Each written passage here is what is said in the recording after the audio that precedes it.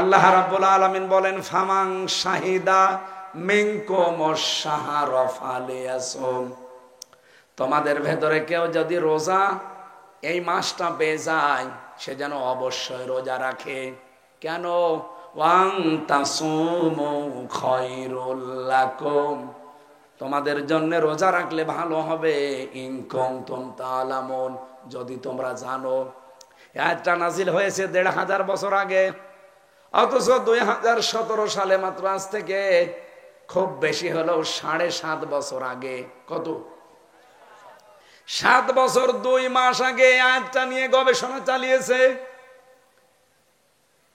জাপানের একজন বিজ্ঞানী, চিকিৎসা বিজ্ঞানী, নাম তার ইউশোনারি ওসামি। এ ছাতাদের নাম উচ্চারণ করাও কঠিন, কিরকম নাম দেখেছেন? ইউশোনারি ওসামি।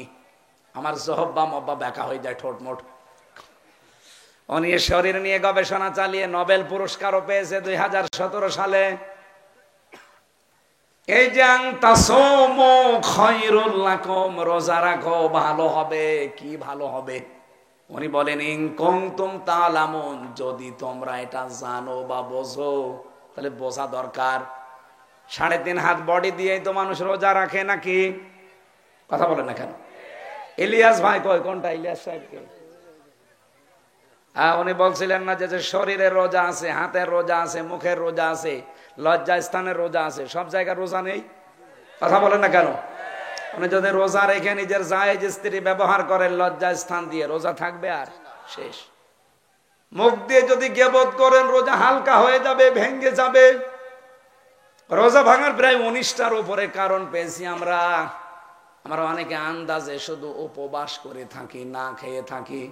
না, রোজা রাখা লাগবে আল্লাহর বিধান এবং রাসূলের তরিকা অনুযায়ী। বিশ্বের ৪৫০০ ধর্ম আছে, প্রত্যেক ধর্মে কম বেশি মানুষ রোজা রাখে, কিন্তু তাদের সিস্টেম আলাদা। কথা বুঝতেছেন? কুতিবা আলাইকুমুস সিয়াম, তোমাদের উপরে রোজা লিখে দিলাম। কামা কুতিবা আলাল্লাযিনা মিন ক্বাবলিকুম, যেমন লিখে দিয়েছিলাম তোমাদের পূর্বে যারা বিদায় নিয়েছে তাদের উপরেও। তার মানে রোজার এই বিধানটা শুধু আমাদের উপরে না, যত মানুষ এই দুনিয়া থেকে বিদায় নিয়েছে প্রত্যেক জাতির উপরেই ছিল। আর সিস্টেমটা কি ছিল? ইহুদিরাও রোজা রাখে, ওরা সেহরি করে না। খ্রিস্টানরাও রোজা রাখে, ওরা ইফতারি করে না। আপনি এই যে মুশরিক যারা আমাদের পাশের দাদা বাবুরা, এরাও রোজা রাখে, উপোস থাকে, এরা সেহরিও করে না, ইফতারিও করে না। আমাদের নবী মুহাম্মদ রাসূলুল্লাহ যে রোজা রেখে দেখিয়েছেন, শুধু দেখাননি, তিনি বলেছেন যে তোমরা সেহরি করবা, কারণ এর ভেতরে বরকত আছে। লিসাইমি ফারহাতান, ফারহাতুন ইনদা ফিতরিহি ওয়া ফারহাতুন ইনদা লিকাই রাব্বিহি, তোমরা ইফতারি করো কারণ দুনিয়াতে রোজাদারের জন্য ২টা খুশির সংবাদ। এই ফিতরাতুন ফিতরিহি শব্দের ২টা অর্থ আছে। ১ নম্বরে যখন ইফতারি করে ওই সময় একটা আনন্দ, ২ নম্বরে যখন ঈদের নামাজ পড়ে বাড়ি যায় তখন মনে হয় তার মা তাকে এই মাত্র প্রসব করেছে, তখন একটা আনন্দ, গোনা নেই। ২ নম্বরে ইনদা লিকাই রাব্বিহি, কিয়ামতের দিন যখন রায়ান নামক দরজা দিয়ে আমাদেরকে আল্লাহ প্রবেশ করিয়ে তার দিদার দিয়ে ধন্য করবেন। কোরআনে কারীম জানিয়েছে ইয়াউমা নাহশুরুল মুত্তাকিনা ইলার রহমানি ওয়াফদা। সূরা মরিয়মের ৮৫ নম্বর আয়াতে আছে, ১৬ নম্বর পারার ১০ নম্বর পৃষ্ঠার ৯ নম্বর লাইনে আছে। রব্বুল আলামিন বলেন সেদিন আমি হাজির করব আমার মুত্তাকিদেরকে রহমানের দরবারে। কিভাবে? ওয়াফদা। ওয়াফদা মানে অতিথি রূপে, মেহমান রূপে।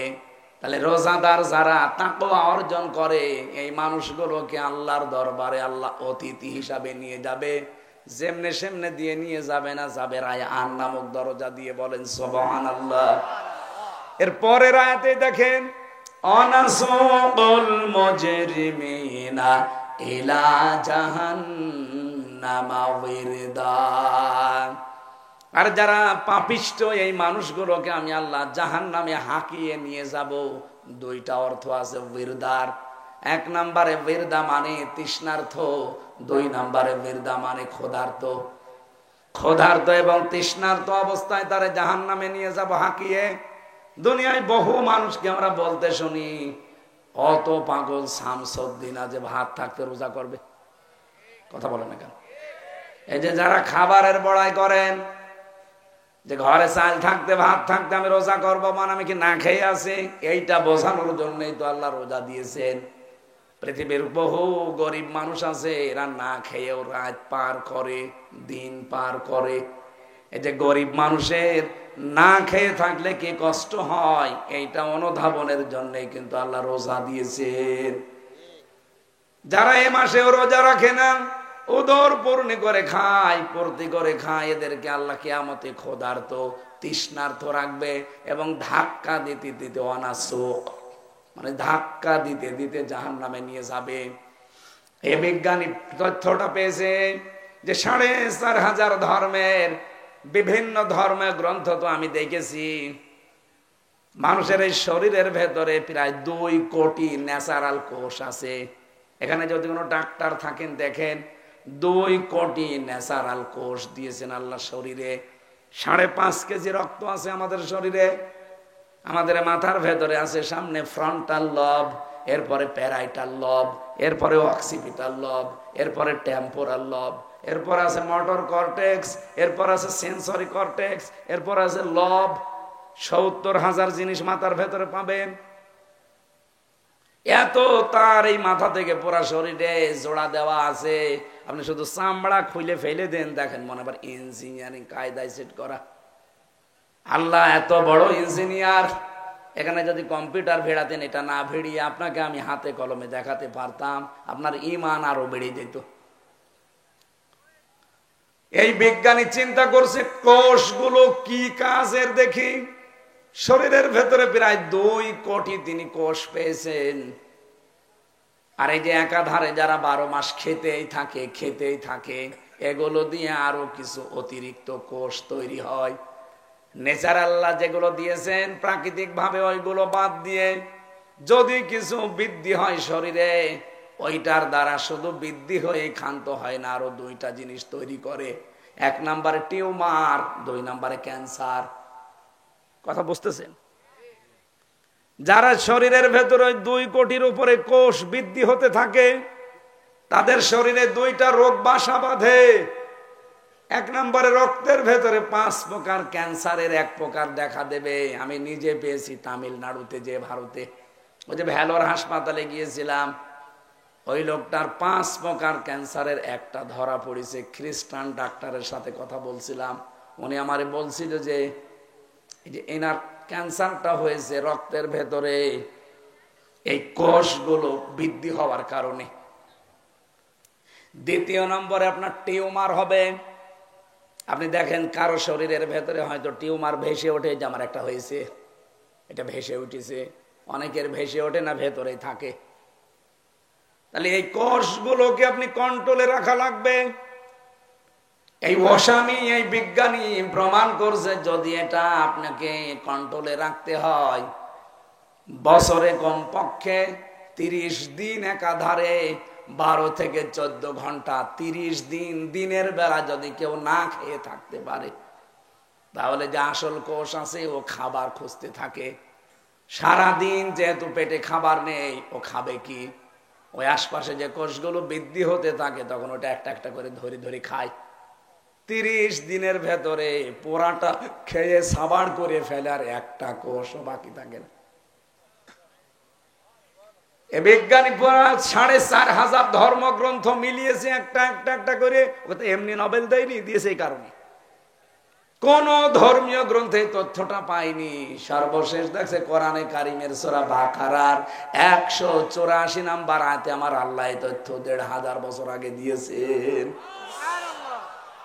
আপনি সুস্থ থাকতে চাইলে রোজা রাখা লাগবে।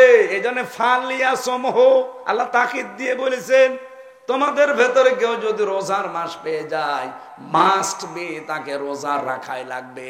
এ ঘোষণা কার? এই জন্য যেহেতু শুরু হচ্ছে আজকে থেকে, নিয়ামতের শুকরিয়া আদায় করেন।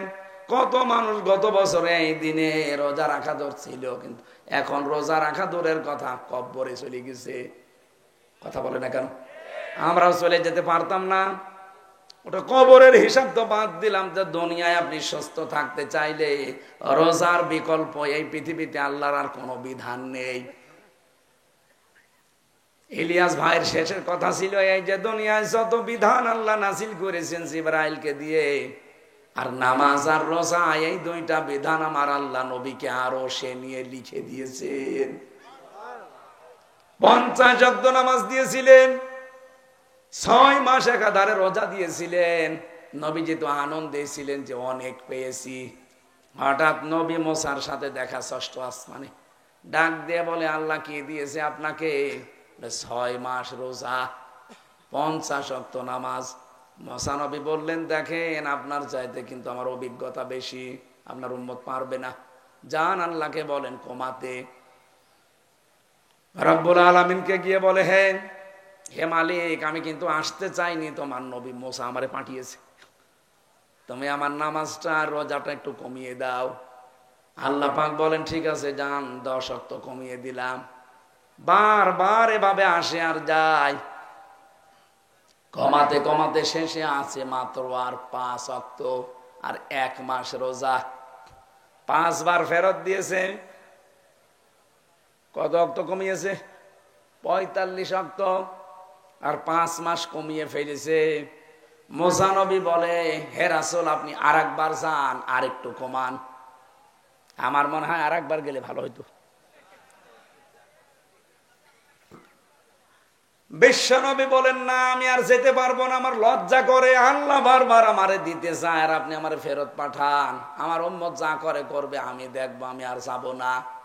সঙ্গে সঙ্গে জিবরাইল এসে বলে, হে রাসূল দাঁড়ান, আল্লাহ কিন্তু লিখেই দিয়েছিল 50 ওয়াক্ত নামাজ আর 6 মাস রোজা, আর আল্লাহ একবার যেটা লিখে দেয় ওটা বারবার পরিবর্তন হয়।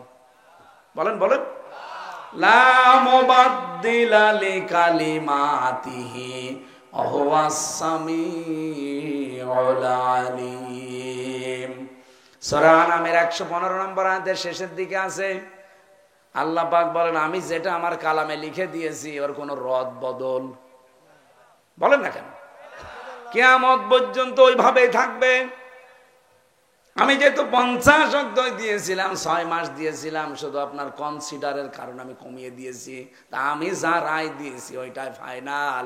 উম্মতদেরকে জানাবেন, যদি তারা সত্যি 1 মাসও হক আদায় করে রোজা রাখতে পারে, আর 5 ওয়াক্ত নামাজও যদি গুরুত্ব দিয়ে পড়তে পারে, আমি আল্লাহ ঘোষণা দিয়ে দিলাম 50 ওয়াক্ত নামাজ 6 মাস রোজা রাখার সওয়াব দিয়ে দেব। আল্লাহর কথা কোন নড়ন চড়ন, পরিবর্তন পরিবর্ধন, আরো জোরে।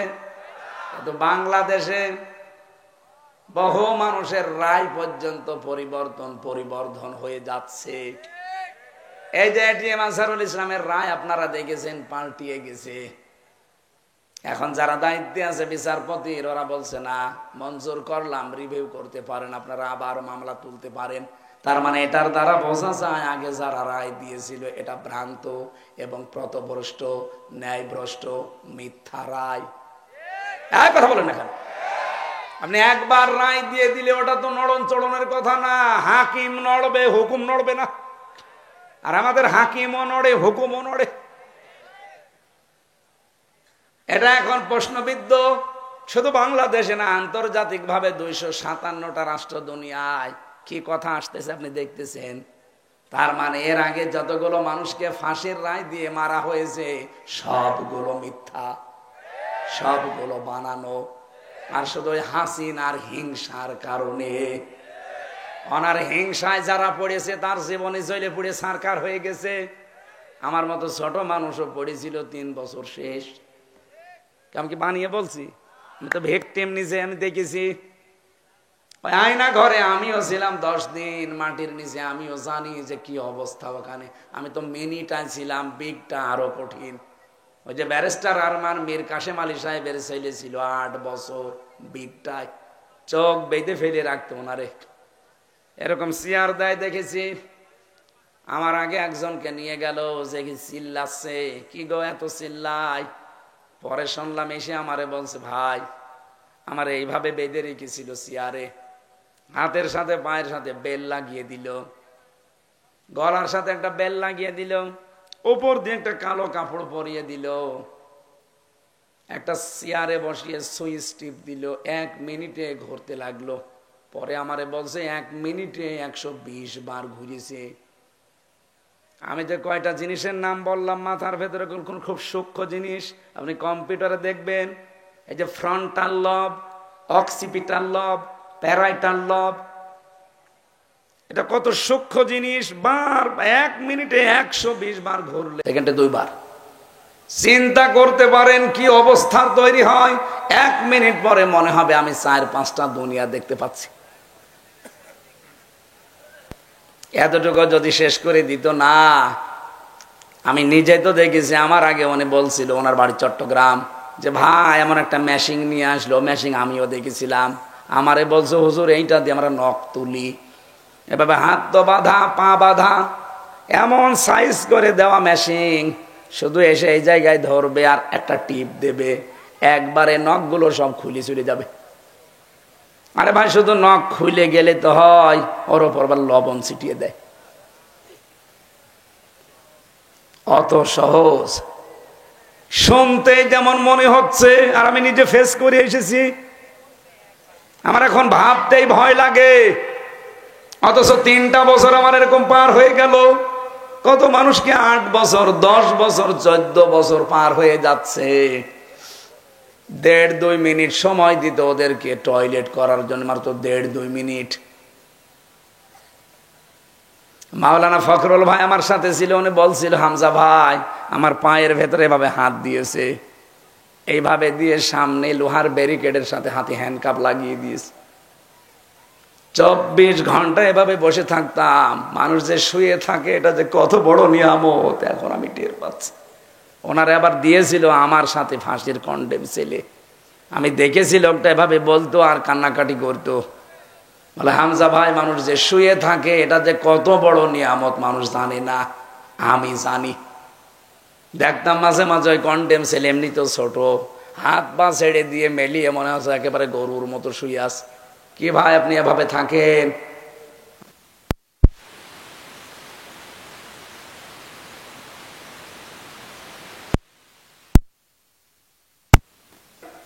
আমার এই পিঠের নীল দাঁড়া যেটা, এটা ব্যথা হয়ে গেছে। সকালে কটা পচা ছোলা দিয়ে যেত, আর দুপুর বেলা 1 মুঠ ভাত দিত, তাও মনে হচ্ছে কেউ মাখিয়ে দিয়েছে। পায়ের সাথে আবার চেন বাঁধা।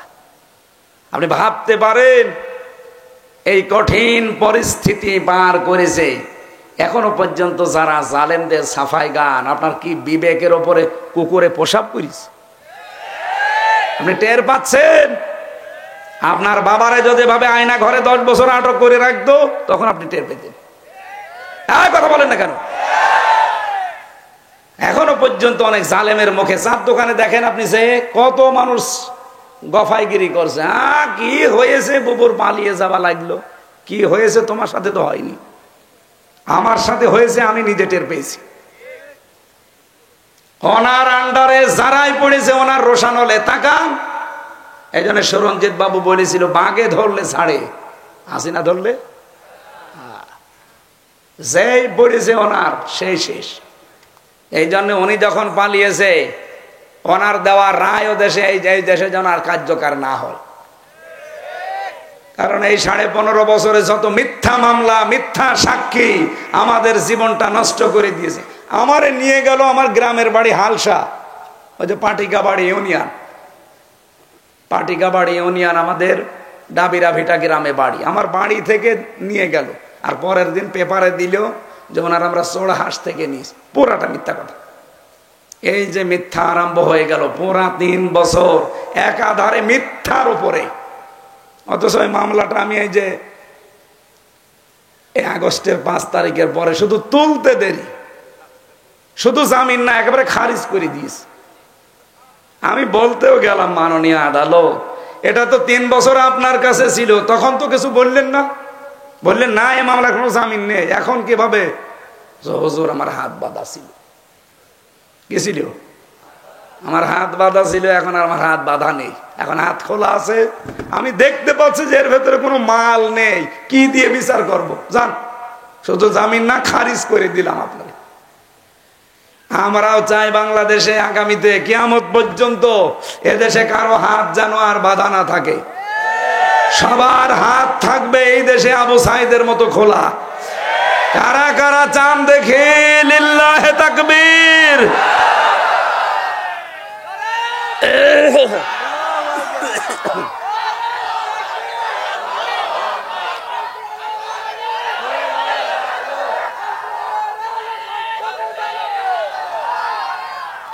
আলহামদুলিল্লাহ ভাই, আমি রমজানের শিক্ষা নিয়ে যে পর্যন্ত এসেছিলাম যে রায় আল্লাহ রায় দিয়েছেন, তার নাই কোনো নড়ন চড়ন নেই, পরিবর্তন নেই। বাংলাদেশেও যদি এরকম রায় আমরা দিতে পারতাম, এখন আন্তর্জাতিক মহলে আপনি মুখ দেখাতে পারবেন? আপনার নামে তো সেই কি সুইজারল্যান্ডের হ্যাগে মামলা হবে আন্তর্জাতিক আদালতে, যে আপনি যা করেছেন সব হিংসা করে আর রাগের বশবর্তী হয়ে। অথচ যারাই দায়িত্বে থাকে বাংলাদেশের 1628 জন মানুষ দায়িত্বে আছে, কয়জন? কথা বলেন। এরা প্রত্যেকে দায়িত্ব নেওয়ার সময় এই শপথ বাক্য পাঠ করে যে আমরা হিংসা করে রাগের বশবর্তী হয়ে বা আবেগের বশবর্তী হয়ে কোনো কাজ করব না। এটা যদি করতো বাংলাদেশ জান্নাত হয়ে থাকতো, কিন্তু না, এটা হয় না। আর আগামী থেকে এরকম কোনো ভুলভাল রায় আমরা আর চাই না। যেহেতু এটিএম আজহারুল ইসলাম একজন নির্দোষ মানুষ, আমি 3 বছর তার সাথে ছিলাম। মানবতার জন্য, ইসলামের জন্য তার যে দরদ, এই জালেমদের রোশানলে পড়ে তার 13টা বছর জীবন থেকে নষ্ট হয়ে গেল।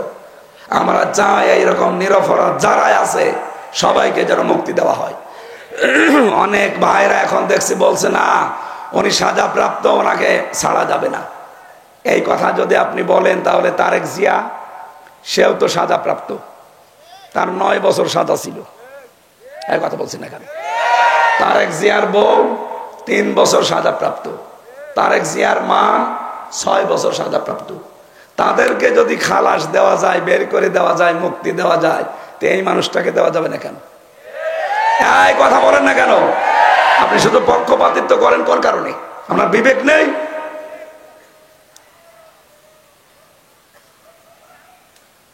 আল্লাহ রাব্বুল আলামিন বলেন, হে নবী, আমি 6 মাসের পরিবর্তে 1 মাস আপনার কনসিডারের কারণে দিয়েছি, কিন্তু আমার রায় ছিল 6 মাস। যান 1 মাসই করবেন, কিন্তু 6 মাসের সওয়াব পাবেন। আমরা যেহেতু সেই মাস আরম্ভ করছি, আজকে থেকে কেউ যেন রোজা বাদ দেবেন না। মেয়েদের কিন্তু নামাজ মাফ হয়ে যায়, শরীর খারাপ হলে আর পড়া লাগে না, পরবর্তীতে কাজাও করা লাগে না। কিন্তু কোন মানুষ যদি, এই যে মেয়েরা যাদের শরীর খারাপ হয় 3 দিন, 5 দিন, 7 দিন, 10 দিন, এই রোজার পরবর্তীতে রাখা লাগবে না। বলেন আপনি 11 মাসের ভেতরে 3টা, 5টা, 7টা রোজা করে দেবেন, যে কয়টা ভেঙে গেছে। তাহলে নামাজের চাইতেও রোজা গুরুত্বপূর্ণ, কম না বেশি? বলেন। নামাজ না পড়লে আর পরবর্তীতে পড়া লাগে না মেয়েদের যেদিন শরীর খারাপ থাকে, অথচ রোজা শরীর খারাপ থাকলেও পরে করে দেওয়া লাগে। এই জন্য অনেক দামি জিনিস এটা, এর দাম বাড়ার পেছনে একটাই আল্লাহ কারণ দিয়েছেন, শাহরু রমাদান আল্লাযী উনজিলা ফীহিল কুরআন। আল্লাহ বলেন এই সেই রমজান মাস, যে মাসে কোরআন নাযিল হয়েছে। আসলে বলেন তো, রমজান এই মাসটা কোরআন নাযিল হওয়ার আগে দুনিয়ায় ছিল না? বলেন কতদিন আগে ছিল? ইন্না ইদ্দাতাশ শুহুরি ইনদাল্লাহি 12 শাহরান ফি কিতাবিল্লাহ ইয়াওমা খালাকাস সামাওয়াতি ওয়াল আরদা মিনহা আরবাআতুন হুরুম। এটা সূরা তাওবার 36 নম্বর আয়াতে পাবেন, প্রথম অংশে। আল্লাহ বলেন, আমি যেদিন আসমান আর জমিন তৈরি করি, ওই দিন আমার কিতাবে 12টা মাসের নাম আমি লিখে দিয়েছিলাম। তার মানে রমজান 12 মাসের মধ্যে 1 মাস। 1 মাস না? এই রমজান এই নামটা আল্লাহর কিতাবে আল্লাহ কোন দিন লিখেছেন? যেদিন আসমান জমিন তৈরি করেন ওই দিন। চিন্তা করতে পারেন রমজানের বয়স কত দিন? আর রমজানের বয়স কি ১,৫০০ বছর? কত বছর কেউ জানে না। আসমান আর জমিন যেই দিন তৈরি হয়েছে ওই দিনই আল্লাহ লিপিবদ্ধ করে দিয়েছেন তার কিতাবে রমজান। কিন্তু এর দাম আগে ছিল না, আগে ছিল সফরের মতো, রবিউল আওয়ালের মতো, রজবের মতো, শাবানের মতো।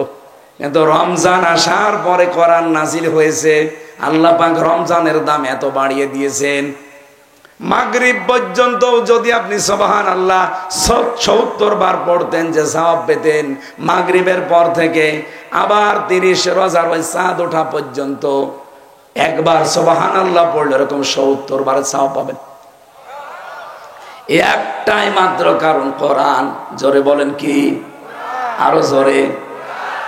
কোরআন নাজিল হওয়ার এই মাসে কোরআন আমাদের এখন সামনে, আমরা এর সাথে সম্পর্ক বাড়াতে চাই। আল্লাহ বলেন হুদাল লিন্নাস, এটা মানুষকে হেদায়েত দেওয়ার জন্য পাঠিয়েছি। গরু ছাগলকে হেদায়েত দেওয়ার জন্য কোরআন পাঠাইনি। বাজ্জিনাতিম মিনাল হুদা, স্পষ্ট দলিল আর প্রমাণের ভেতরে আছে পথ নির্দেশনা দেওয়ার জন্য। অল ফুরকান, সত্য মিথ্যা পার্থক্য করার নিয়ম কোরআনে আছে না নেই? সুতরাং রমজান পেয়েছেন, কোরআন আছে, বাকি জীবন হক আর বাতিল কোরআন দিয়ে পার্থক্য করে চালাতে পারেননি, আপনার মতো কপাল পোড়া দুনিয়া আর কেউ নেই। সুতরাং আমরা যেহেতু পেয়ে গেছি রমজান, কোরআনও আছে, এখন থেকে পড়া কোরআনটা মাতৃভাষায় হলেও এই ১ মাসের ভেতরে পড়ে ফেলবেন, যেভাবেই হোক পড়ে। আপনি দেখবেন শিরিক বেদাত আপনাকে দিয়ে কেউ করাতে পারবে না। আমি জেলখানায় প্রায় ১৭০ বারের উপরে পড়েছিলাম, কারণ ৩ বছর কোনো কাজ নেই, তো ২৪ ঘন্টা তালা লাগানো। কিছু পড়তে চাইলে পড়তেও দিত না। একবার এক কারারক্ষীর বললাম, ভাই সব সময় খালি তালা লাগিয়ে রাখেন, একটা বই নিয়ে এসে দিন, একটু পড়ি। ও বই দিয়েছে বঙ্গবন্ধুর আত্মজীবনী। এ বই কি পড়ব? পরের সপ্তাহে একটা বই নিয়ে এসে দিল বঙ্গবন্ধুর ছেলেবেলা। আরে ভাই আপনি কি আর বই পান না? পরের সপ্তাহে একটা বই নিয়ে এসেছে বঙ্গবন্ধুর চীন সফর। সবই বঙ্গবন্ধু, আর কিছু নেই। হুজুর আপনি আমার বই আনতে বলবেন না, আমি আপনি আমার নাম দেখেন না, আমার নাম আছে দেবদুলাল। ও নিয়ে আনবে না, নিয়ে আনবে কি? পরে একজন কারারক্ষী পেলাম, তার নাম আছে আশরাফুল। বললাম ভাই আপনি তো মুসলমান, আগে যেটা ছিল তো মালায়ন, আপনার তো অন্তত ইমান আছে, একটা বই নিয়ে এসে দিতে পারেন না? আচ্ছা কি লাগবে বলেন? তাফসির নিয়ে আসবেন। আল্লাহর ইশারা 2টা তাফসিরও বেছে বেছে নিয়ে এসেছে, ফি জিলালিল কোরআন আর তাফহিমুল কোরআন। আমি যেই 2টাকে সবচাইতে বেশি ভালোবাসি, আল্লাহর ইশারা ওই 2টাই নিয়ে এসেছে। এই জন্য 3টা বছরে একেবারে আয়নার মতো পরিষ্কার হয়ে গেছে কোরআন শরীফ আমাদের কাছে। আপনি খালি একটা বার রমজান একটু পুরাটা বাংলায় পড়ে দেখেন, আপনাকে দিয়ে আমি গ্যারান্টি দিচ্ছি শিরিক বেদাত কেউ করাতে পারবে না। শিরিক বেদাত করাতে গেলে আয়না সামনে চলে আসবে, এটা তো শিরিক, এটা তো বেদাত। আপনি যখন হক আর বাতিল পার্থক্য করে বাকি জীবনটা যদি চালাতে পারেন, আপনি সাকসেস। অল ফুরকান এই জন্য শেষের দিকে আছে। নবী এতিম মিসকিনদের খাবার দেবে, তাদেরকে খাবার দেওয়ার জন্য উৎসাহ দেবে। অথচ বহু মানুষে আয়াতটা পড়ে এতিম মিসকিনের খবরও নেই, তাদের যে ব্যবস্থা করা লাগবে সেরকম কোনো কাজ কারবারেও নেই। আমি বোঝাতে পেরেছি? সুতরাং যতটুকু সে পড়বে ততটুকু সে মেনে চলবে, এটা 3 নাম্বার। 4 নাম্বারে শুধু আমি নিজে মেনে জান্নাতে যাব না, আমার পরিবার, আমার সমাজ, আমার রাষ্ট্র যেন এটা মানতে পারে, সেই ব্যবস্থা করে দেওয়া লাগবে। আর আমরা ওইটা চাই। এই কথা বলেন না কেন?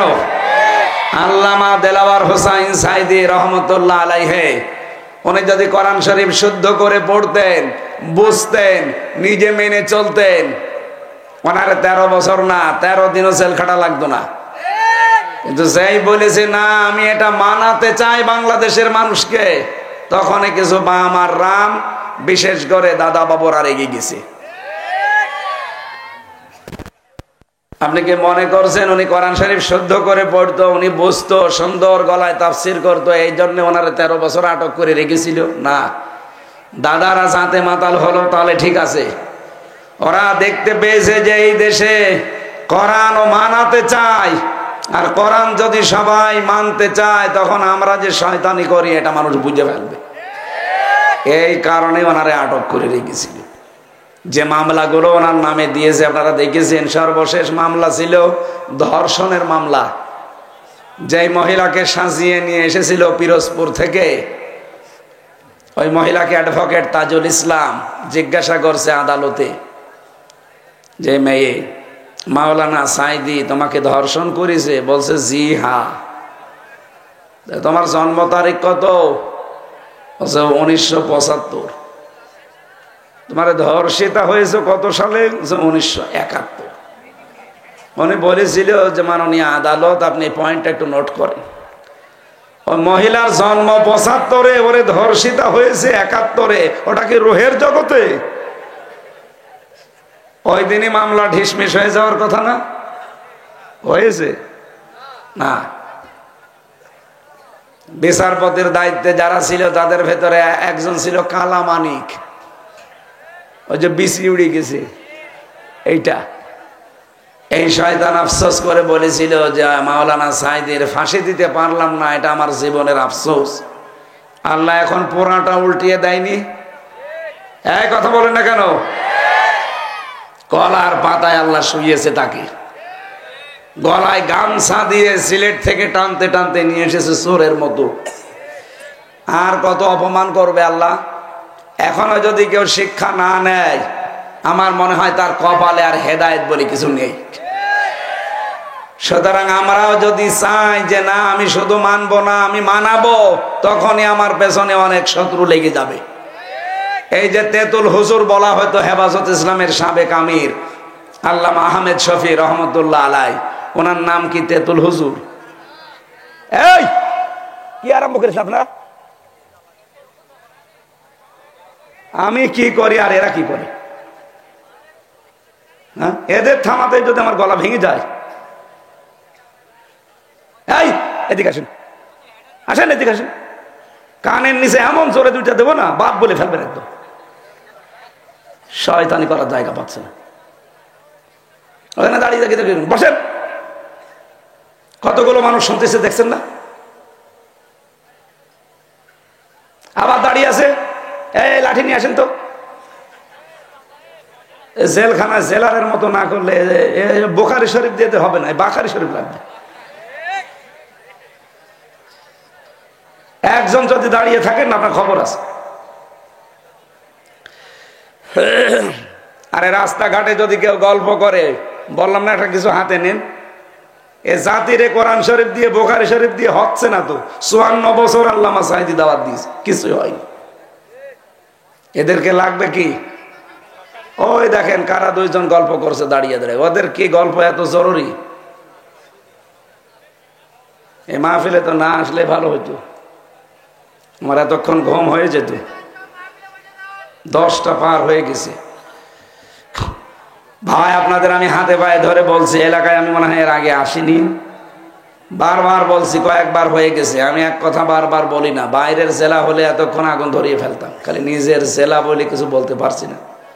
যারা আছেন সেখানে দাঁড়িয়ে, যদি দাঁড়িয়ে থাকতে ভালো লাগে দাঁড়িয়ে থাকেন, কিন্তু কথা বলবেন না। আর যারা বসতে ভালো লাগে এসে বসে পড়েন। সবার কপালে এ নিয়ামত আল্লাহ দেবে না। আল্লামা আহমেদ শফি হাজার হাজার আলেমের উস্তাজ, অথচ আপনাদের পাশের থানা কি জানো নাম? ভেড়ামারা। ওখানকার আল্লাহর এক অলি, আমি নাম নিতেও ঘৃণা লাগে এদের। উনি আহমেদ শফির নাম পাল্টিয়ে দিয়েছিল তেতুল হুজুর। এই লোকটার নাম কি বলেন তো? তেতুল হুজুর ছিল। এ সারাটা জীবন কোরআন পড়িয়েছে, ওর একটা শত্রু বাংলাদেশে ছিল না, কেউ চিনতও না। আহমেদ শফি বলে কেউ আছে? আমরা কুষ্টিয়ার মানুষ জানতাম? বলেন বলেন। এই লোকটা সারা জীবন কোরআন পড়িয়েছে, ছাত্রদের হাদিস পড়িয়েছে, একটা শত্রু তার ছিল না। নিজে যতটুকু পেরেছে মেনেছে, ব্যক্তিগত জীবনে পারিবারিক জীবনে। একটা শত্রু ছিল? কিন্তু যখনই বলেছে না আমি এটা মানাতে চাই, রাসূলুল্লাহকে গালি দেবে মানে আমি কি মরে গেছি?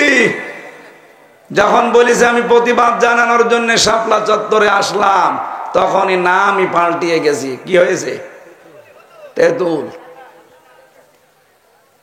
আর এই কথাগুলো যেখান থেকে সেখানে আসে না, দেখবেন এমন এমন বড় বড় মাথা থেকে এই কথাগুলো আসে। কওমি মাদ্রাসাকে ওরা বলে বিষ বৃক্ষ, আলেমদেরকে বলে তেঁতুল হুজুর। এরকম বহু মানুষের নাম ইতিপূর্বে ইহুদি আর খ্রিস্টান পাল্টিয়ে দিয়েছে। আপনারা জানেন, আমি বাইরের দেশগুলোতে যখন সফর করতাম, যেহেতু আকিস গ্রুপে ছিলাম, আমি ওদের খতিব, ওই হিসাবে ওরা বহু দেশে আমারে নিয়েছে। ওদের প্রায় 70টা দেশের উপরে পৃথিবীতে, 257টা রাষ্ট্র, বিভিন্ন দেশে ওদের ব্যবসা চলে। একটা ভিসা লাগিয়ে দিলে একবারে 27টা দেশে যাওয়া যায়। আর মালিক আমার সাথে নিজে থাকে। এই জন্য বিশ্বের বিভিন্ন দেশে আমারে নিয়ে ওনারা যখন কোরআনের কথা বলাতো, আমি দেখতাম ইহুদিদের সাথে মিশলে, ভাই আপনার নবীর নাম কি? ওনারে জিজ্ঞাসা করতাম ওনার ভাষা দিয়ে, জিজ্ঞাসা করতাম কোন ভাষায় কথা বলেন, প্রথমে ইংরেজিতে, এরপরে আরবি ভাষা ভাষী যদি হয় সে আরবিতে, এর বাংলা তো আমার জানাই আছে। ওনারে জিজ্ঞাসা করলাম যে আপনার নবীর নাম কি? ইহুদি যে লোকটা, উনি আমারে বলছে জোসেফ। জোসেফ মানে মুসা আলাইহিস সালাম। আমরা যারে মুসা নবী বলি, ওনারা তারে জোসেফ বলে। খ্রিস্টানদের সাথে দেখা হলে বললাম কি আপনাদের নবীর নাম কি? ওরা বলছে যিশু। যিশু মানে ঈসা আলাইহিস সালাম। ওরা ইব্রাহিম নবীর নাম পাল্টিয়ে দিয়েছে আব্রাহাম। ওরা দাউদ নবীর নাম পাল্টিয়ে দিয়েছে ডেভিড। আপনি দেখবেন ডেভিড বলে ডাকে। মেয়েদের নামও তারা পাল্টিয়ে পাল্টিয়ে দেখে, মরিয়মের, আসিয়ার, রহিমার, খাদিজাতুল কুবরার নামও পাল্টিয়ে দিয়েছে। এই সিস্টেম চলছিল বাংলাদেশেও। আপনি 15.5 বছরে দেখেন, শহীদ আল্লামা দেলাওয়ার হোসাইন সাইদি, তার নাম দিয়েছে পাল্টিয়ে দেল্লো শিকদার। আমি কি বেশি বললাম? ঠিক মানে 100 ভাগ ঠিক। আমি নিজে পিরোজপুরের বিভিন্ন থানাতে গেছি। আমাদের এলাকায় যেহেতু আল্লাহর ওলি, ঢুকতে দিত না আমারে। 2 জন আছে না, এই 2 জন পুরা আশপাশ যতগুলো জেলা আছে, এই জেলাতে আমার কথা বলা নিষেধ। এমনকি বাড়ি আমি যাওয়ার আগে দেখি 10 জন পুলিশ যে বসে আছে। কি আপনাদের কি? হুজুর আপনার পাহারা দেব। পাহারা মানে ধরতে এসেছি। এখনো আসে, এখন আর ধরতে আসে না, এখন আসে নাস্তা খাওয়ার জন্য। যেহেতু আমার আশপাশ জেলায় আসতেই পারি না, এই 12-14টা জেলায়, এই জন্য আমার যাওয়া লাগতো সেই চট্টগ্রামে, কক্সবাজারে, পিরোজপুরে, ওই পটুয়াখালী। তা আমি পিরোজপুরে প্রায় জায়গায়, আমার এমন কোনো মনে হয় গ্রাম বাদ নেই যেখানে আমি অনুষ্ঠান করি নাই। প্রায় গ্রামে গ্রামে। একটা হিন্দুকে যদি জিজ্ঞাসা করে যে মাওলানা কেমন ছিল, ও বলে মাওলানা ছিল দেবতা। মানুষও বলে না, বলে দেবতা ছিল। অথচ তার নামটা পর্যন্ত, তার বাবার নাম এখনো কবরের উপরে লেখা আছে, মাওলানা ইউসুফ সাইদি। আমি আল্লামা সাইদির সার্টিফিকেট দিয়ে গেছিলাম, দাখিল পাশের, লেখা আছে দেলাওয়ার হোসেন। কে লেখা? দেলাওয়ার হোসাইন, এতটুকু লেখা আছে। আর আপনি তার নামটাই পাল্টিয়ে দিয়েছেন দেল্লো শিকদার। একটা কথা হলো, শহীদ আব্দুল কাদের মোল্লা ফরিদপুরের, কয়েকদিন আগে তার কবরে গিয়েছিলাম, সদরপুর থানায়, তার নামও পাল্টিয়ে দিয়েছে, কসাই কাদের দিয়েছে। আমার নামটাও পাল্টিয়ে দিয়েছিল, পিসকে হুজুর বলে ডাকতো আমারে। আমি কি পিসকে? আমার বয়স নাই, ঠিক আছে। আমি 92 সালে জন্মগ্রহণ করেছি, এখন আমার 33 বছর। কত? আমারে পিসকে বললে মানা যায়, অসুবিধা নেই। তাই বলে আপনি নাম ধরে না ডেকে, ওই যে বললাম যাদের, ওনাদের নাম আমি নিতে চাই না, আমার ঘৃণা লাগে। ওনাদের কাছে আমি জেলখানায় 3 বছর থাকাকালীন, আমার বংশ তো সব আবার ওই আল্লাহর ওলিকে নবী মানে। ওনারা গিয়েছে যে কয়বার, যে আপনি আমাদের জেলার দায়িত্বে আছেন, এই অঞ্চলের অভিভাবক, ছেলেটা 3 বছর পড়ে আছে বিনা কারণে, আপনাদের একটা ইশারা হলেই তো ছেড়ে দেয়। ওরা বলেছে ও ওই পিসকে হুজুর, ও থাক ভেতরে, ও মরণ পর্যন্ত থাক। আল্লাহ এখন পুরা উল্টিয়ে দিয়েছে না? এখন জানতো ওনার বাড়ি পর্যন্ত, পায়খানার প্যান্ট পর্যন্ত মানুষ খুলে নিয়ে চলে গেছে। এই জন্য অহংকার করা ঠিক না কোনো বিষয় নিয়ে, কারণ অহংকার হচ্ছে আল্লাহর চাদর আর ইজার পায়জামা। কেউ যদি দুনিয়ায় কোনো বিষয় নিয়ে অহংকার করে, আল্লাহ বলেন আমি নিজে ওরে আষাঢ় দেই। আল্লাহ মনে হয় এই 15.5 বছরে পরে জালেমদের একটা আষাঢ় দিয়েছে। এই জন্য আমরা যেন এদের মতো না হই, আমাদের কোনো অহংকার যেন ভেতরে জায়গা না পায়। আল্লাহ তুমি আমাদের বাঁচাও, বলে না আমিন। এই যে নাম পাল্টানোর হেডিক, এটা ইহুদি আর খ্রিস্টানদের, এটা বাংলাদেশের অনেকে এটা গ্রহণ করেছিল। এখন আর কোনো নাম পরিবর্তন হবে না, নাম যেটা আছে ওইটা থাকলে না সমস্যা কি? কত সুন্দর নাম ছিল না বিমানবন্দরের, কি কি নাম ছিল? শহীদ জিয়া আন্তর্জাতিক বিমানবন্দর। এ লোকটার নাম শুনলে মানুষ আগে শহীদ বলে। আপনি দেখেছেন আজ পর্যন্ত কোনদিন শহীদ বঙ্গবন্ধু শেখ মুজিব বলে কেউ? কেন বলে না? অথচ নাম শুনলে, আমি বিশ্বের বললাম না যতগুলো দেশে গেছি, শহীদ নাম শুনলে আগে জিয়ার নাম বলে, বলে শহীদ জিয়া। এই কারণে বলে, কারণ তার শাহাদত মনে হয় আল্লাহ কবুল করেছে। আমি কাবা শরীফের পাশে যে মসজিদে নামিরায় যায়, আরাফাতের ময়দানের পাশে 16 সালে হজে গিয়ে নিজে দেখলাম কাবার ইমাম খুতবা দিচ্ছে, শহীদ জিয়াউর রহমান এ নাম উচ্চারণ করে দোয়া করছে। চিন্তা করলাম আরবিতে যে কথাগুলো বলছিল এর বাংলা সামারাইজ হচ্ছে এইটা। হে আল্লাহ, যে লক্ষ লক্ষ মানুষের মাথার উপরে যে লোকটা নিম গাছ লাগিয়ে ছায়া দিল, তাকে তুমি রহমতের ছায়া দান করো। আরাফাতের ময়দানে দোয়া কবুল হবার সম্ভাবনা নেই? বলেন বলেন।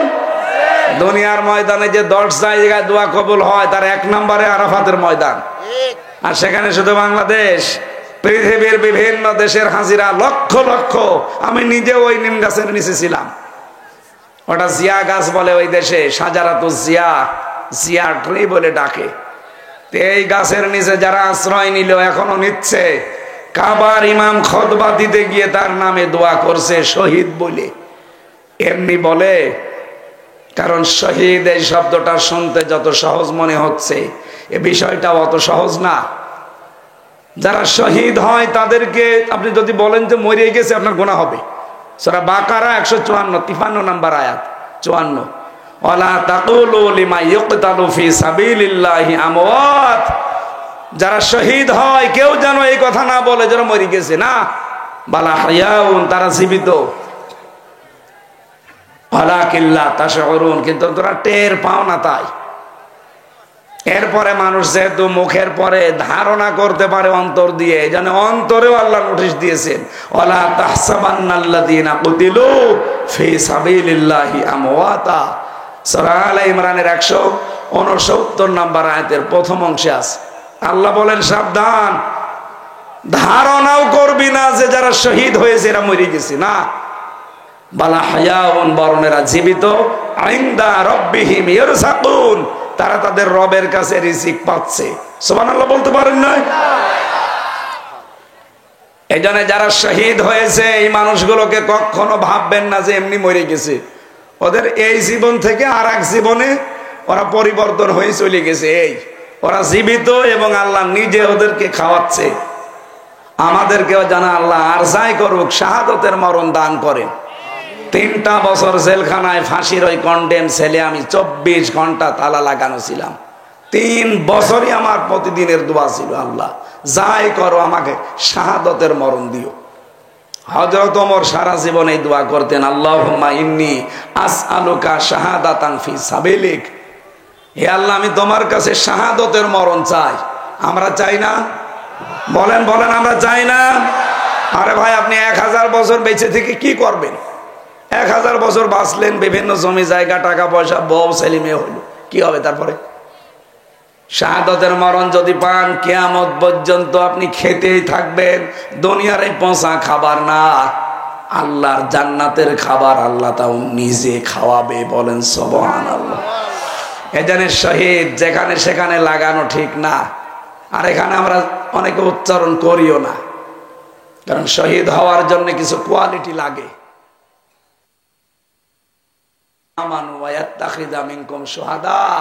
তোমাদের ভেতরে যার ঈমান এবং অ্যাক্টিভিটিস কর্মকাণ্ড আমি আল্লাহর পছন্দ হয়, তাদেরকে আমি সাধারণ মরণ দেই না। সাধারণ ভাবে মরলে তো কবরে থাকবে, ঘুমিয়ে থাকবে। ওদেরকে আমি আল্লাহ শাহাদতের মরণ দিয়ে ধন্য করি। মরতে দেরি, ওরা তো জীবিত, আমি আল্লাহর কাছে কিয়ামত পর্যন্ত খেতেই থাকবে। জোরে বলেন সুবহানাল্লাহ। 2024 সালে যারা শাহাদতের মরণ পেল, অন্যায় ভাবে যাদেরকে মেরে ফেলেছে এই জালেমরা, সবাইকে আল্লাহ শাহাদতের মর্যাদা দান করেন, বলেন আমিন।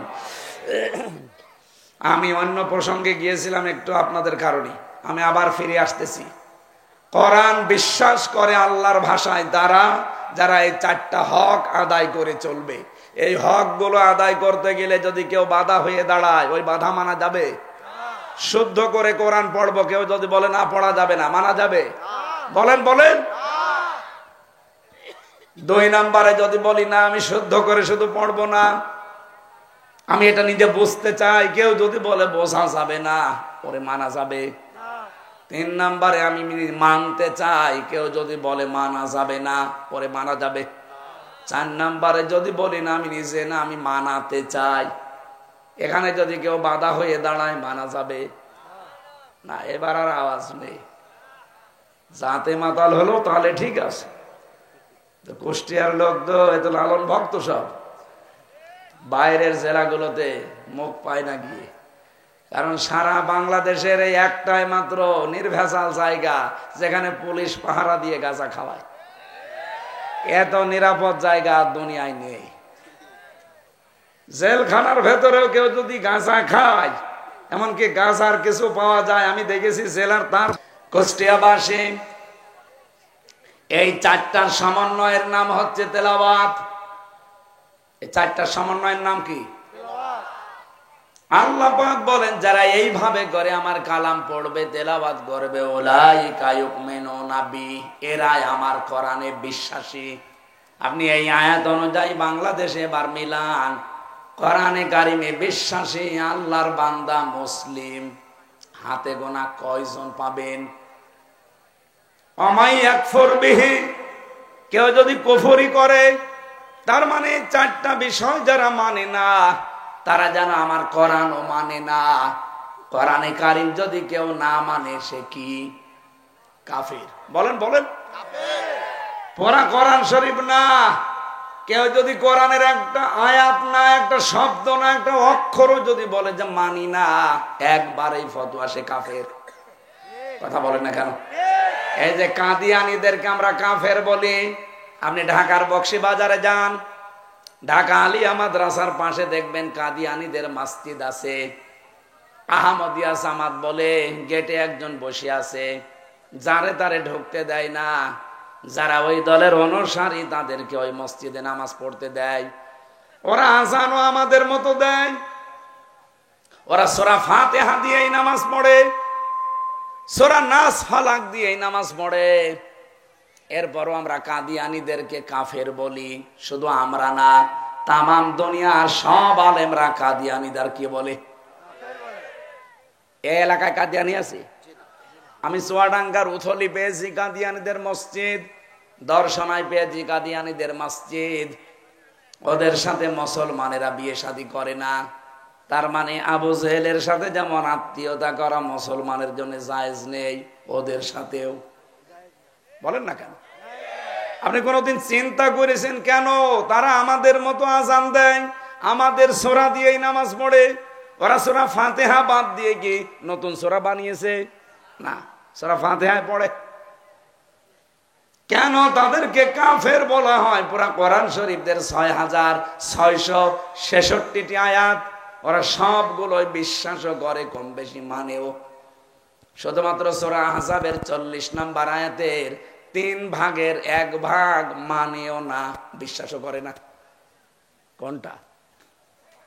মা কানা মুহাম্মাদুন আবা আহাদিম মির রিজালিকুম ওয়ালাকির রাসূলুল্লাহ ওয়া খাতামান নাবিয়্যিন।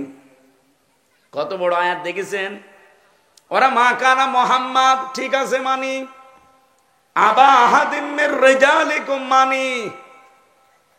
কি বললাম এই আয়াতে? মুহাম্মদ সাল্লাল্লাহু আলাইহি সাল্লাম এই পৃথিবীতে কোনো অ্যাডাল্ট পুরুষের পিতা ছিলেন না। হ্যাঁ, উনি পুরুষের পিতা ছিলেন, কিন্তু অ্যাডাল্ট সামর্থ্যবান মানে যারা শক্তিশালী বড় যারা, এদের পিতা তিনি ছিলেন না। তিনি ছিলেন সিবিয়ান, ছোট বাচ্চাদের। এই জন্য নবীজির 3টা সন্তান, একটাও বড় হতে দেয়নি, আল্লাহ ছোটকালে নিয়ে নিয়েছে। এই কোরআনের আয়াতে যদি আল্লাহ সিবিয়ান দিতেন, পৃথিবীর কত মানুষ যে ভুল ধরতো আপনি জানেন। আমার আগে কে যেন কথা বলছিল, ইলিয়াসুর রহমান ভাই, আমি নামাজের পরে বসে বসে কয়েকটা কথা শুনেছি। তাফসির করার জন্য যে 17টা জিনিস সামনে রাখা লাগে, সেগুলো সামনে রাখলে আপনি তাফসির বুঝবেন। হয়তো কাদেরী সাহেব বুঝতে পারে, সভাপতি আলেম কিনা আমি জানি না। এই ধাঁচের হওয়া লাগবে, সেগুলো সেমিনার হলে ভালো হয়। এখানে 12 বাপের 13 ছেলে বসে আছে, এমনও লোক বসে আছে ওর পেটে বম মারলেও ও আলিফ বলতে পারবে না, এরকম মানুষ নেই? এখন ওরে যদি আমি তাফসিরের ওই 17টা কায়দা উসুলে তাফসিরের নিয়ম একটা একটা করে বলি, ও বলবে যে আমি বাড়ি চলে গেলাম।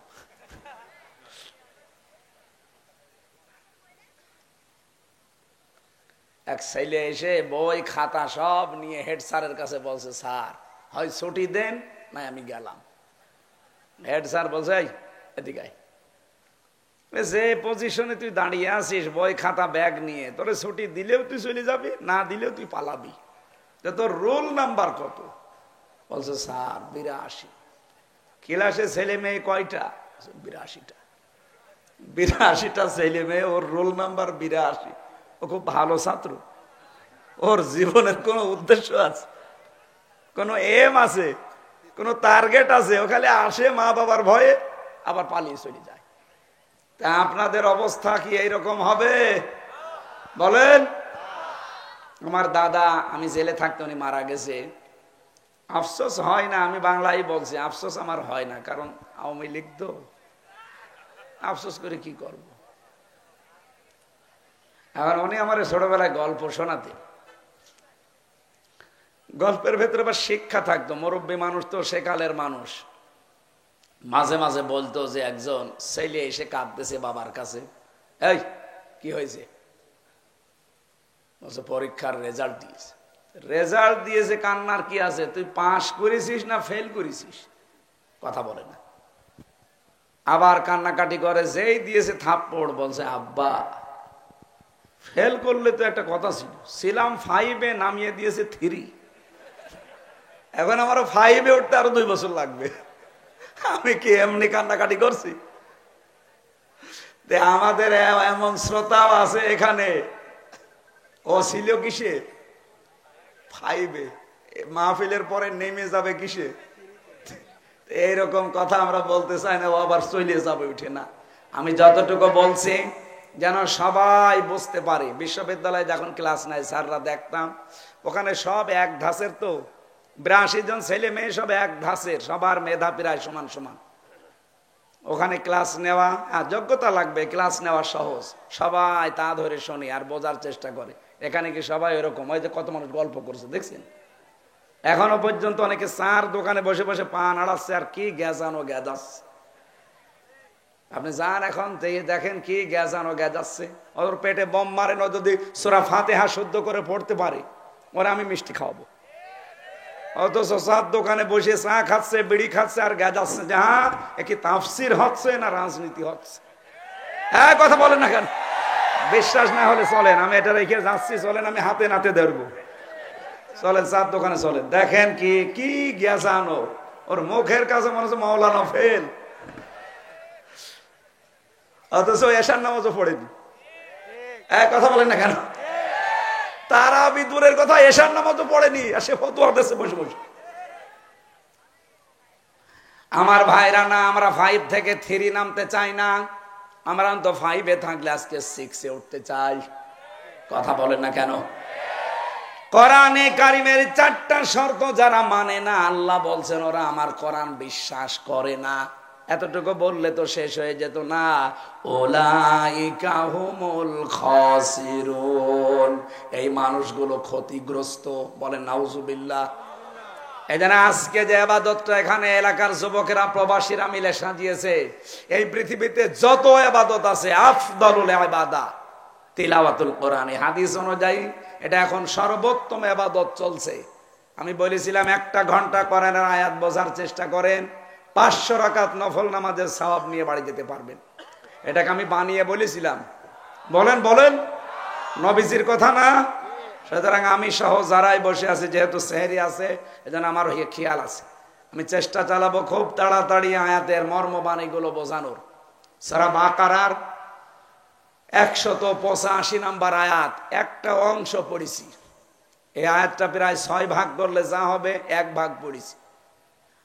আল্লাহ রাব্বুল আলামিন কোরআনের সাথে সম্পর্ক তৈরি করে মা বোন যারা এসেছেন আপনাদেরকে আহ্বান জানাচ্ছি, এই রমজানে শুধু মুরগির খাবার দেওয়া, শুধু ইফতারি করা, শুধু সেহরি বানানো নিয়ে ব্যস্ত থাকলে হবে না। ইবাদতে কাটানো লাগবে, আর ইবাদতের সর্বোত্তম মাধ্যম কোরআন। এই কথা বলেন না কেন? এখানে কোনো বয়স নেই, ছড়ি বড়ি সব, একেবারে বাচ্চা থেকে বৃদ্ধ পর্যন্ত, ছড়ি থেকে বুড়ি পর্যন্ত সবার একটাই কাজ এই রমজানে যতটুকু সময় পান কোরআনের পেছনে শ্রম দেবেন। আর মুখে সব সময় রাখবেন লা হাওলা ওয়ালা কুওয়াতা ইল্লা বিল্লাহ। এটা সব সময়, না পাক থাকেন পাক থাকেন, অযু থাক না থাক অসুবিধা নেই, যেখানেই বসে আছেন 2 মিনিট সময় পান পড়েন লা হাওলা ওয়ালা কুওয়াতা ইল্লা বিল্লাহ। আল্লাহ রাব্বুল আলামিন এই আয়াতটা আমাদের জীবনে যেন সেট করে দেন। রমজান মাস একবার পেয়েছেন, শুকরিয়া আদায় করেন। একবার যদি আপনি সঠিকভাবে পালন করতে পারেন, জীবনের অপরাধগুলো শুধু মাফ হবে না, পুরাটা আল্লাহ নেকি দিয়ে পাল্টিয়ে দেবে। আজকের আয়োজন রমজান মাস না হলে, সেহরি সামনে না থাকলে তাহাজ্জুদের নামাজ আছে নাই আমি আরো চালাতাম, যেহেতু সামনে তাহাজ্জুদ পড়া লাগবে, এরপরে রমজানে সেহরি খাওয়া লাগবে। আজকে থেকে শুরু, মা বোনদেরকে আলাদাভাবে আয়োজন করবেন দিনের বেলা তাদের জন্য। সামনে আবার এলাকায় যদি আসি কথা বলবো, কারণ চারিদিকে তাকিয়ে শেষ করা লাগছে এখন, নয়তো আমরা আরো চালাতে পারতাম। আর রমজান মাসে এভাবে হয় না রাতের বেলা। আল্লাহ আমাদের যতটুকু শোনার তৌফিক দিয়েছেন, মানারও যেন তৌফিক দেন। বলেন আমিন। আল্লাহুম্মা আমিন। লা ইলাহা ইল্লা আনতা সুবহানাক ইন্নী কুনতু মিনাজ জালিমিন। এই মোনাজাতে হাত তোলেন, যারা দাঁড়িয়ে আছেন বসে তোলেন, বসেন জায়গা মতো বসে আল্লাহর কাছে। এই তো রমজান শুরু হয়ে গেছে, হাত ফেরত আসবে না ইনশাআল্লাহ। মাথা নিচু করেন, জীবনের অপরাধগুলো স্মরণ করেন। রব্বানা যালামনা আনফুসানা ওয়া ইল্লাম তাগফির লানা ওয়া তারহামনা লানাকুনান্না মিনাল খাসিরিন।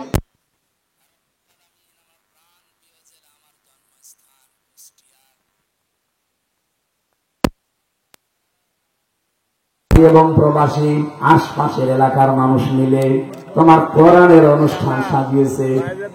দেখো কত সুন্দর করে এরা সাজিয়েছে। রমজানুল মোবারকে মনে হচ্ছে বাসর ঘর বানিয়েছে কোরআনের জন্য। যারা এত পাগল, এই মানুষগুলোকে অমরের মতো বানিয়ে দাও।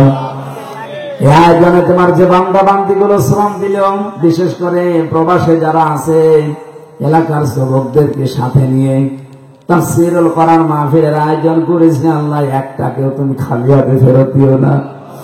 মনের ভেতরে যার যে কামনা বাসনা আছে, আমাদের চায় আশাগুলো পূরণ করে দাও। আল্লাহ তাআলা মাহফিলের সম্মানিত সভাপতি জনাব মাহবুব আলম খোকন, তোমার এই গোলামটাকে তুমি হযরতে আবু বকরের সাথে কবুল করে নাও। বিশেষ করে আব্দুর রহমান সোহাগ এবং হাসান খান এই মাহফিলের জন্য শ্রম দিয়েছে, যাদের সাথে নিয়ে এই যুবকদেরকে যে মা পেটে নিল, মায়ের পেট খাদিজার মতো বানিয়ে দাও। মাহফিলের প্রধান অতিথি, এই মাহফিলে যারা আলোচনা করলেন, আলহাজ মাওলানা ইলিয়াসুর রহমান ভাই, মাওলানা শাহজাহান, মাওলানা আব্দুল হান্নান, যত আলেম এখানে বসে আছে কথা বলেছে, এই আলেমদের কথা আমাদের জীবনে তুমি ফাইনাল সেট করে দাও। সম্মানিত মা বোনদেরকে তুমি খাদিজার মতো, আয়েশার মতো বানিয়ে দাও। 3টা বছর জালেমের জেলখানায় আমি অসুস্থ হয়ে গেছি, এমন কোন টর্চার নেই যা আমার 3.5 হাত বডিতে ওরা করে না। রব্বুল আলামিন বিনা অপরাধে বিনা দোষে ওরা আমার জীবনটাই নষ্ট করে দিয়েছে। কোরআনের অনুষ্ঠানে রমজানুল মোবারকে তোমার কাছে ভিক্ষা চাই, আমার কণ্ঠটা আগের মতো বানিয়ে দাও, আমার শরীরটাকে তুমি আগের মতো সুস্থ করে দাও। আমার এই জেলার মাটির নিচে যারাই ঘুমিয়ে আছে আল্লাহ কোরআনের ইজ্জতে মাফ করে দাও। আগামীতে এই অনুষ্ঠানটা কোরআন প্রচারের জন্য আরো বিশাল আকারে তুমি মঞ্জুর করো। আল্লাহ তাআলা এই বাজারে যারা ব্যবসা বাণিজ্য আজকে করেছে এদের বরকত দান করো। আমরা অনেকে অসুস্থ আছি, আল্লাহ শেফায়ে কামেলা আজলা তৈরি করে দাও। বারাকাল্লাহু লানা ওয়া লাকুম।